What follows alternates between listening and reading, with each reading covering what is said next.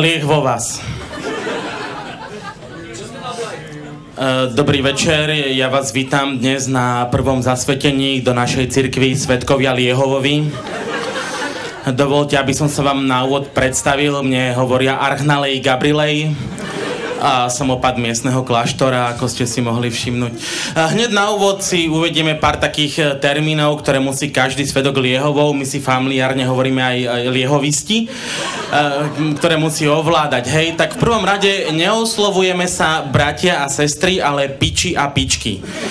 Hej, ten, čo pije, je pič, takže logicky tá, čo pije, je pička, áno. Druhú vec, ktorú musí každý člen našej cirkvi ovládať, je náš pozdrav, áno. Ten znie: vypálen buď pán Liehus Spiritus. Odpovedá sa: doplna nalej. Má to aj skrátenú verziu, hej, keď idete po ulici, že vypálen, doplná.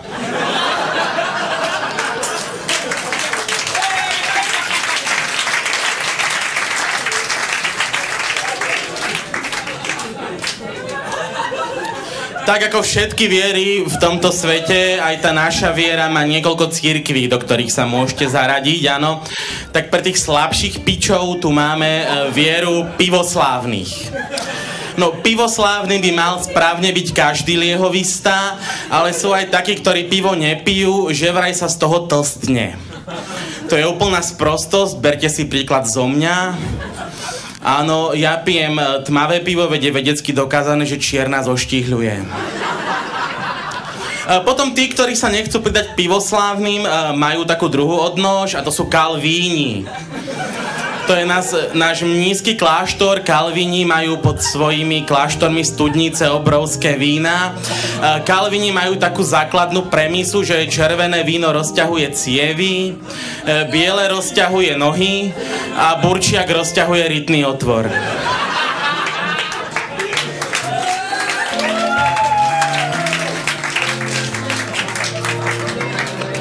Ja osobne patrím do tzv. Cirkvi rumokatolíkov. My oslavujeme hlavne Pálenku Máriu, Liehopáličku. Modlíme sa k nej tzv. Rumenec. Áno. Rumenec.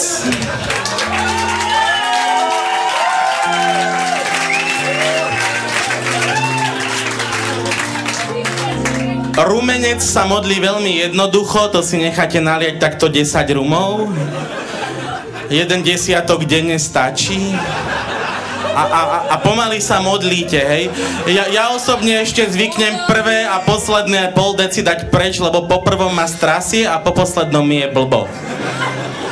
A pre tých najortodoxnejších pičov tu máme ešte, že absintisti 7. dna.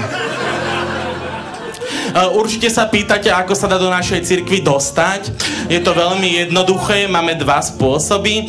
Prvý je taký, že vás oslovia. Neoslovuje sa štandardnou frázou dobrý deň, my by sme sa chceli porozprávať. Neoslovuje sa frázou starý môj, čo piješ. Potom máte druhú možnosť a to je, že oslovíte nejakých našich pastierov, ktorí sú na uliciach. Základný rozdiel medzi svedkami Jehovovými a svedkami Liehovovými je ten, že svedkovia Liehovovi nestoja, ale ležia na ulici.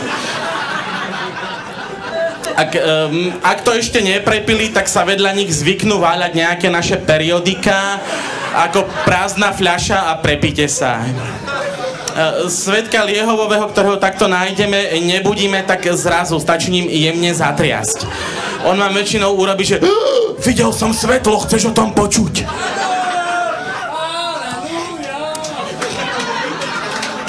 Už sme našli prvého brata dnes. Aleluja, brat môj!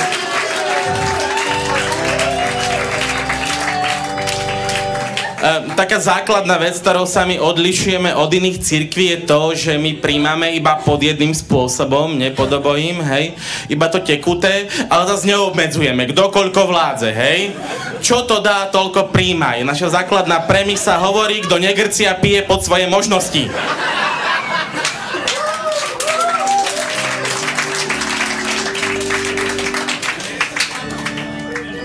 Píte teda koľko chcete, áno, ale nesmiete zabudnúť na to, že musíte vypiť 3 podstatné drinky. To sú tzv. Odchodové poldecá. Vy, čo ste tu z východu, určite poznáte tzv. Kapurkovú. Tá, ktorá sa pije v kapure, teda v tých posledných vratách, keď už odchádzame z chrámu, tak si ešte tou jednou nohou von a druhou dnu dáme ešte kapurkovú. Mnohí si myslia, že to je posledný drink, hrozne sa mýlia. Pretože potom treba vypiť ešte drink, ktorý sa zachoval v našej cirkvi od toho, kedy sa ešte z chrámu chodilo tiež štvornožky, ale nie po svojich, ale takzvané koňmo. Takže keď už máte obe nohy pevne v strmeni, tak pijete takzvanú strmeňovú. Hej, momentálne v dnešných časoch sa to pije vtedy, keď už ste oboma nohami v aute. Šofér to nepije, pozor, hej. Ako náhle by si šofér chcel dať strmeňovú, nech pije červené víno, to v krvi nevidno. A potom, keď už sme prišli, teda sedíme šťastne v aute, tak ešte stále to nie je posledný drink, lebo pijeme ešte takzvanú obzorovú.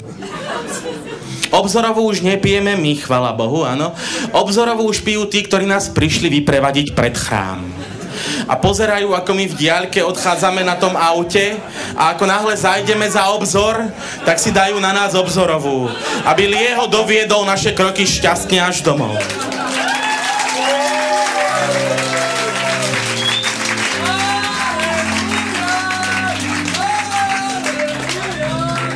Na záver už poviem iba toľko, ako to vyzerá s pohrebmi v našej cirkvi. Ak sa vám podarí splniť sen a cieľ každého liehovistu a upijete sa na smrť, prosím vás, nenechávajte sa spáliť. Chodilo nám niekoľko šťastností z krematória, že naši veriaci horeli aj 3-4 dní. Liek vo vás, drahí veriaci.